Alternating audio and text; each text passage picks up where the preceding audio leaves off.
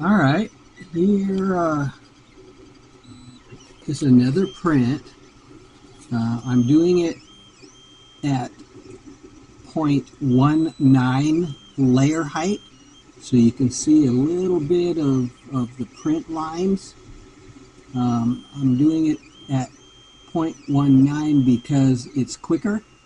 Um, I didn't want to spend a lot of time printing this in order just to show that it can be done. So this is the result. I have a few more minutes to go. You can see it's a non-heated bed. You can see the set point there for the temperature of the bed. So let's take a quick look at that. Okay, the nozzle is at 205, and we have about I don't know, about 50 minutes remaining. This is the print head that's doing the job. It's not direct drive, you can see that. I'm not wasting a lot of effort on an overcomplicated print head when it's just not required, because all that's needed to get filament from right over here through the plastic extruder right there, that's about a 5.5-year-old extruder body right there, still working.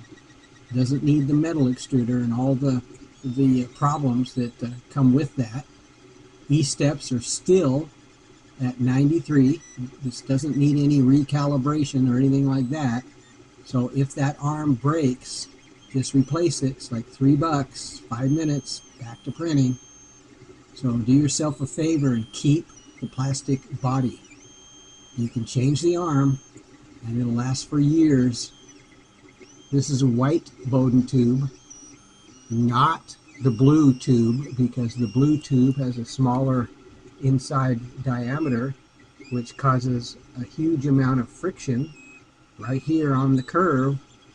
It just does, and you will have all kinds of problems if you go to the blue tube and not keep the white tube.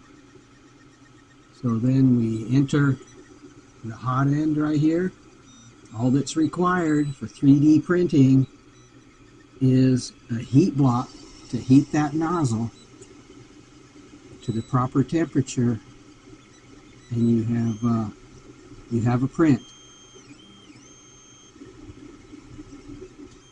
So don't overcomplicate the print head when it's just not required.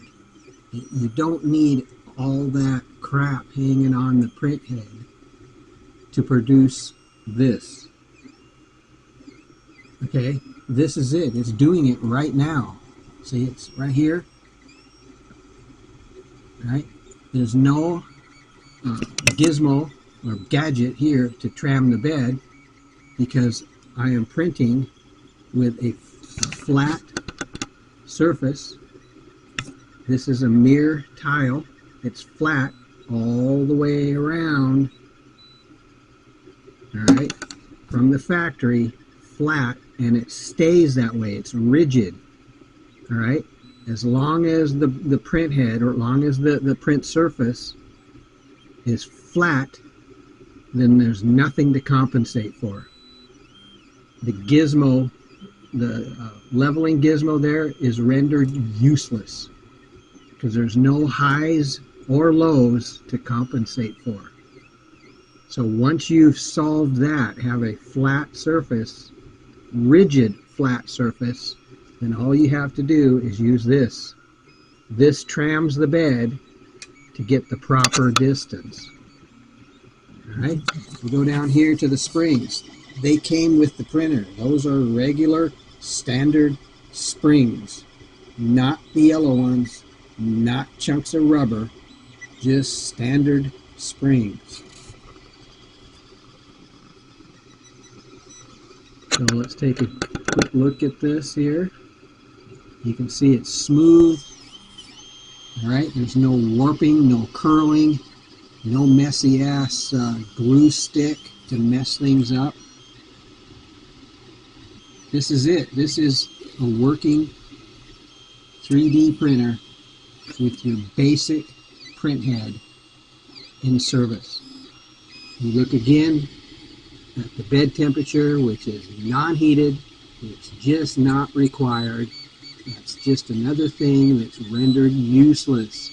You don't need the heat of the bed to reinforce adhesion. There it is. Not much more can be said.